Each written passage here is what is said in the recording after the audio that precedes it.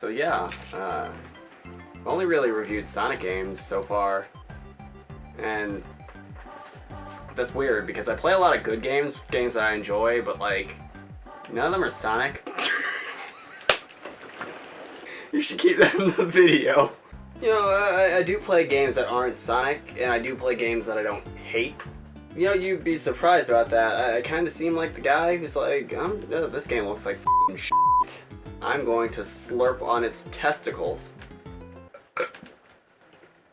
I love it when Chinese comes back up. Metal Gear Solid 2, Fire Emblem Path of Radiance, Metal Gear Solid 3, Personas 3 and 5, like Final Fantasies 1 to 6. For the after years is like, but that little girl's got titties now. You know, and all those games are going to be, you know, regarded as fantastic by most people. They all have high opinions, except for Metal Gear Solid 2, but it kind of doesn't deserve the bad rap it gets. But notice I said good. I'm talking about one that's great today.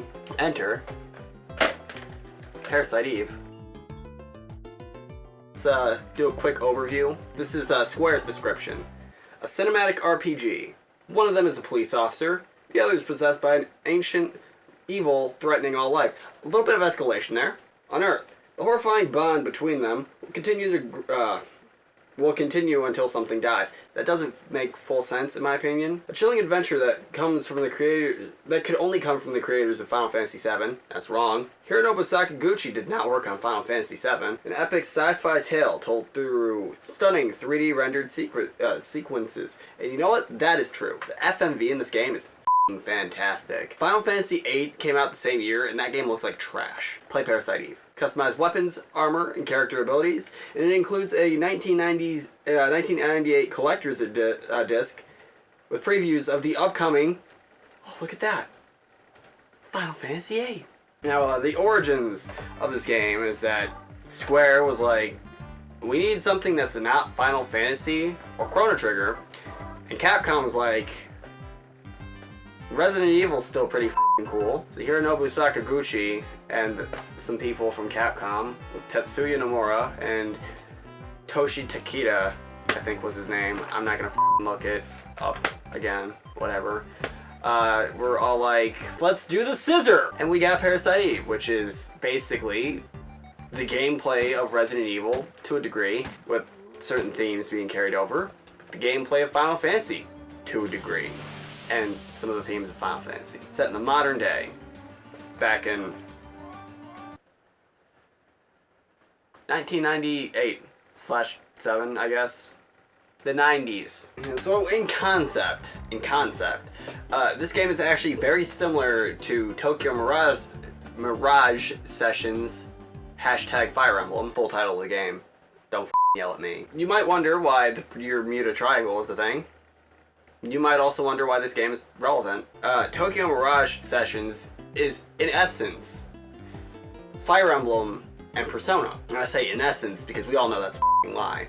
But it's a crossover title, which doesn't work. This is what you do when you want to make a crossover title, but you don't want it to be actually a crossover title. You're just like, what if my game and your game scissored really f***ing hard, and then the baby came out and it was just like, survival horror! More specifically, Tokyo Mirage Sessions and Parasite Eve are very similar in that they are crossover games conceptually. They take elements from each other and they make something original with it. Whereas, you know, it's a stark contrast compared to Project X Zone, or in Japan, Project Cross Zone, where you have all these characters and all this shit going on. It's the Fire Emblem battle the system, and the main antagonist of Darksiders is working with M. Bison to f*** the world. Ow. I would have loved for Tokyo Mirage Sessions to be the game that we all wanted. The game that they advertised, where it was going to be Fire Emblem and its battle system, mixed with Shin Megami Tensei and its battle system. But no, instead we got this.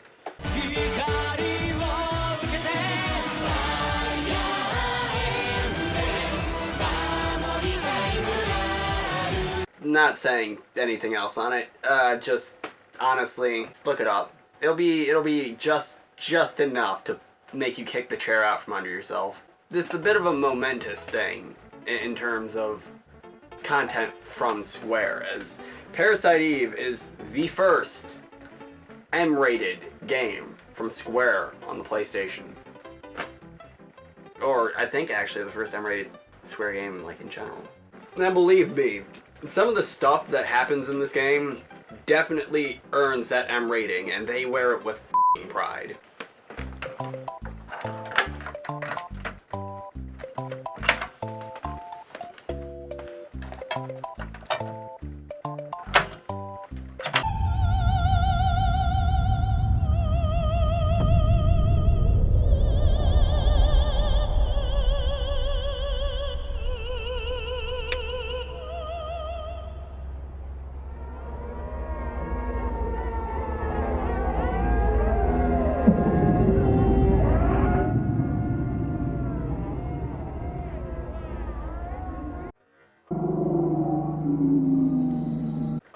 Oh God, what are you doing?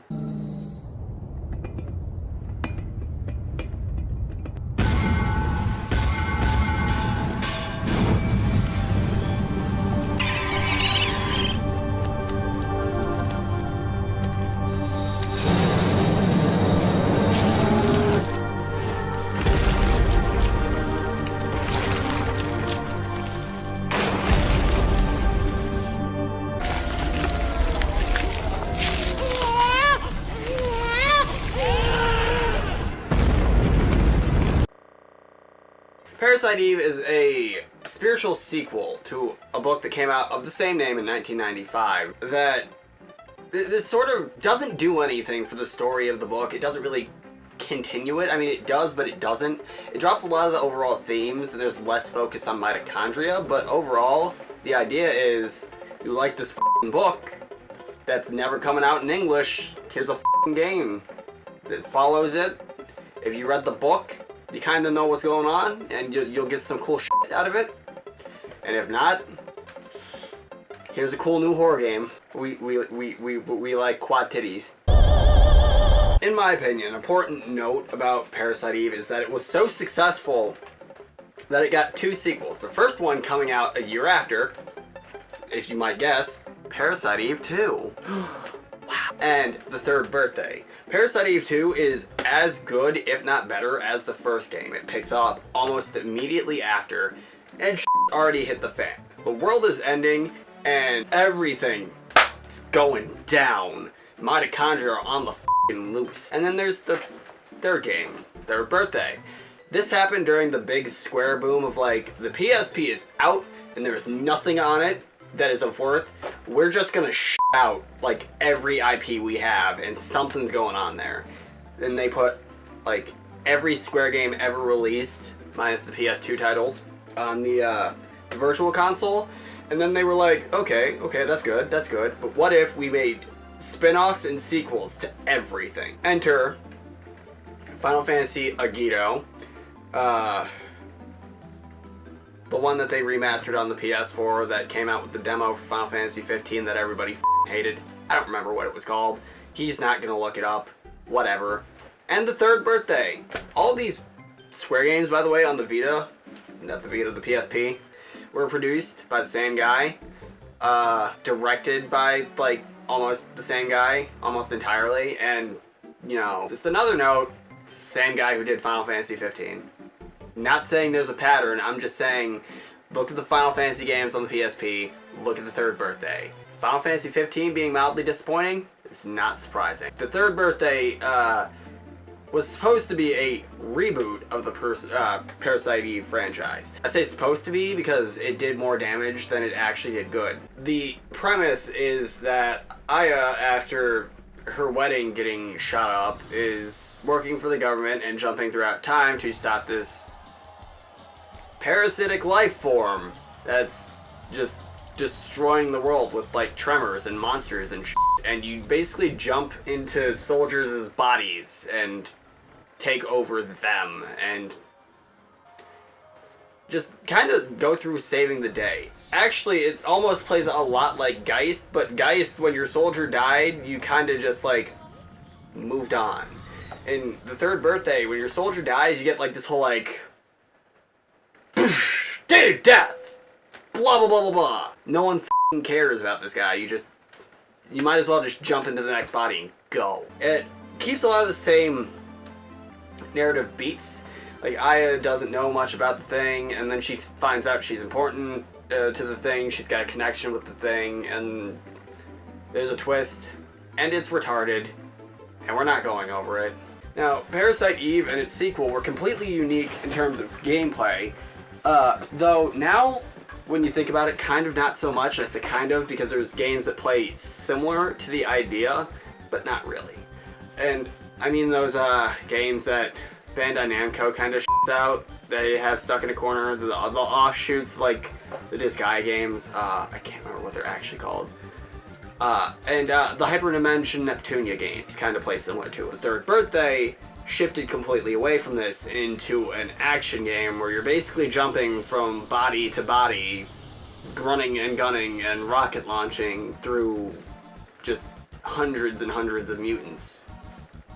And flipping all over the place because apparently Aya's a f***ing acrobat now. Now, notice that I've been talking about the gameplay this entire time and I haven't really explained the gameplay. And like, the overall gameplay of the game takes elements from both Resident Evil and Final Fantasy, as you might expect. We've been comparing the games really closely for like the past however long this review's been going on.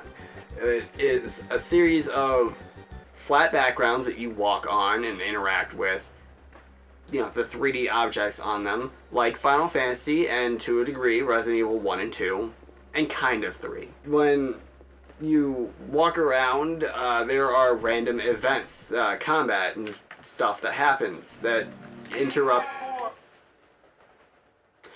When you walk around, there are random events that happen, kind of like combat and, you know, narrative events that interrupt the flow of your exploration. And it akin to both Resident Evil for the, you know, narrative events and Final Fantasy. How much more of that script you gotta go through? More now that you did that. To be a little more clear and slightly more simplified, it takes the RPG elements of Final Fantasy, you level up, you gain abilities, and you basically dig out better guns with better stats and better armor and, you know, all that, but with the narrative elements of Resident Evil and the combat elements of Resident Evil. Now, in terms of combat, I know I've talked about it to a slight degree, but an important note, in my opinion, is that on top of everything that I mentioned before, it has the ATB gauge of Final Fantasy VII for you and the enemy, though you can't see the enemies, unlike in Final Fantasy VII, where you wait till the bars fill, and then you can attack how many whatever times, and then you run around. Narratively slash overall, you play as a rookie cop named Aya, who's going on a date with a nameless white male, cis scum, at Carnegie Hall. And they go in and sit down, and the opera singer, in the lead role, the lead female, Melissa Pierce, starts going to new operatic unprecedented heights ever seen in the year 1998. She literally sings so hard that the crowd spontaneously combusts, except for Aya and her date. Her date kind of freaks out and bails, and Aya's like, "Drop them titties on the ground, slut!" And then Melissa sees this and she's like, "Or nah," and floats off the stage. Again, it's actually like really funny when you see it in game because it doesn't look like it's supposed to happen. That was one of many flash. Hold on. She Goodbye. She literally just flew off the screen. She's gone. What is this game?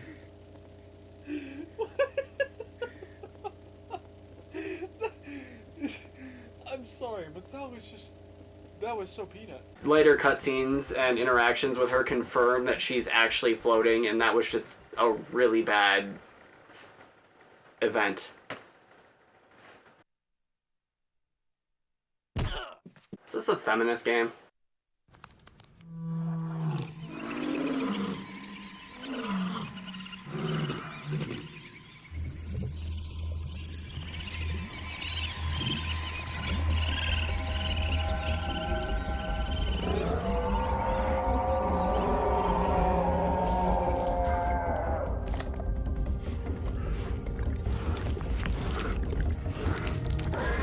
Ew. That's not how evolution works. Where's the f***ing Raichu? Thunderstone! He didn't evolve using the Power Stone. He evolved using f***ing herpes.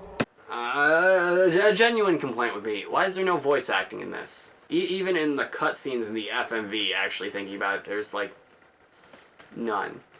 At most, you hear Melissa singing, which honestly I could do without because she explodes people. So the game gives you, when you first start it up and she's entering Carnegie Hall, all of the information about Aya Bryant. Her age, her date of birth, her name, and I think a couple other miscellaneous tidbits. And then when you get through this portion with Melissa in the initial fight, you get to name your character, but only her first name. Honestly, I find this kind of silly, a little stupid, because at this point you know the character, you know about her, you know her name. It would have been better if when you started the game, it would have popped up her picture and all that shit, and went like, name yourself, and then went, this is Titty McFat. She is a rookie cop, she likes dick, and she's 19. Born on this dick. You gotta know her blood type too. O negative. O negative. Yeah. You hear that? O negative. It's rare. Well, that was cool. His hands were green. Not even the people backstage were spared. Wonder if this is what the Jews felt like. Sweet talking the dying man. Just like, don't worry, we'll bang, okay?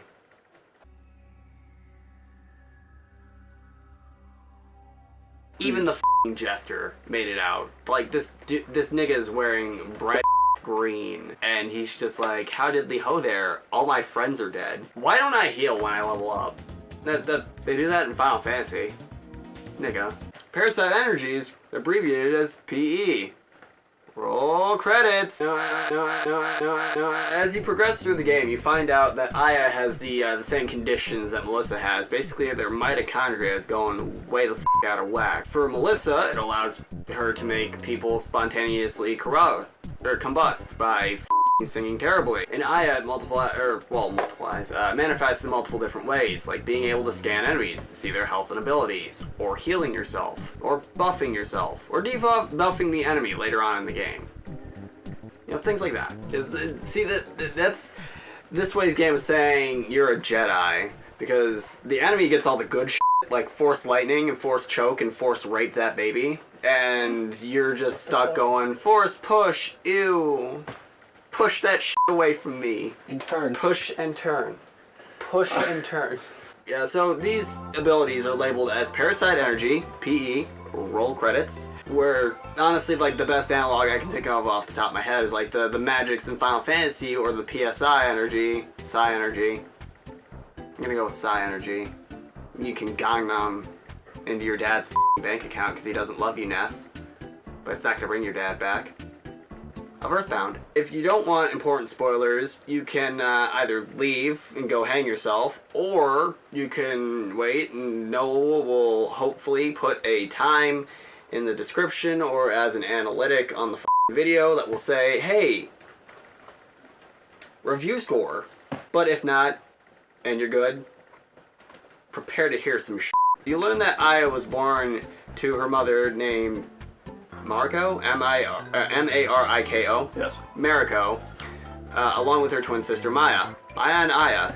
What a f***ing mother. At the center event of the plot of this game is when the three of them were caught in a car crash. Aya was the only survivor, unfortunately, but bright side of things, Aya was born with an eye defect of some sort. I don't remember if they actually specify, and since Maya was dead, they like ripped out the cornea to transplant into Aya at a later point, and yeah, now the two sisters became one, and not the hentai way. Now, on the same day, young Melissa Pierce was admitted to the hospital for a kidney transfer, and they kind of gave her Maya's kidney because, like, f it, she's dead, she's not gonna need it, and if you see where this is going, congratulations. Maya's mitochondria were highly evolved, and the two recipients of her organ transplants ended up getting the same kind of dealie, and it just f***ing kicked off some weird shit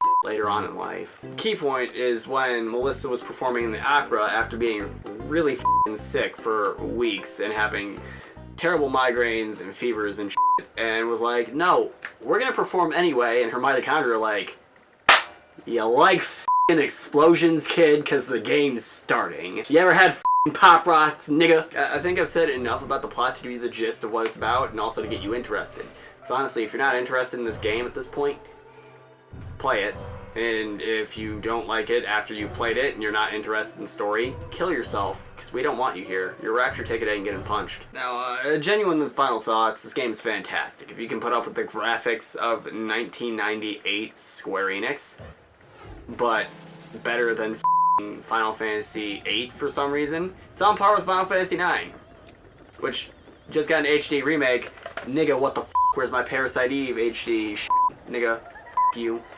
But if you could put up with the older graphics, if you could put up with the sometimes obtuse camera angles and the shit, you will love this game. It is fantastic. It's got music by Yoko Shimomura.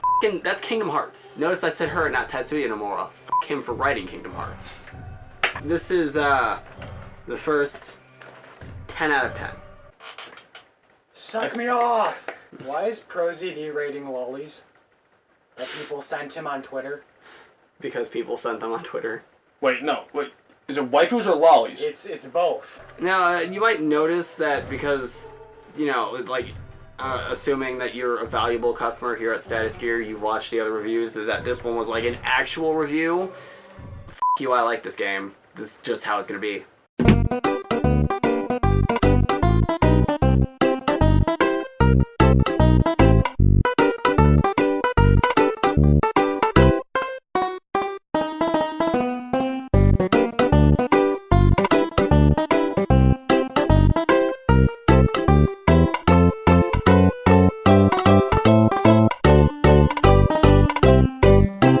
There.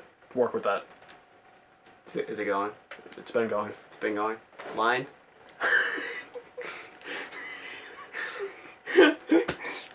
Nice. For the outtake reel. Give me somewhere there. Oh. Let's go. It's my white boy. Don't touch me. Okay.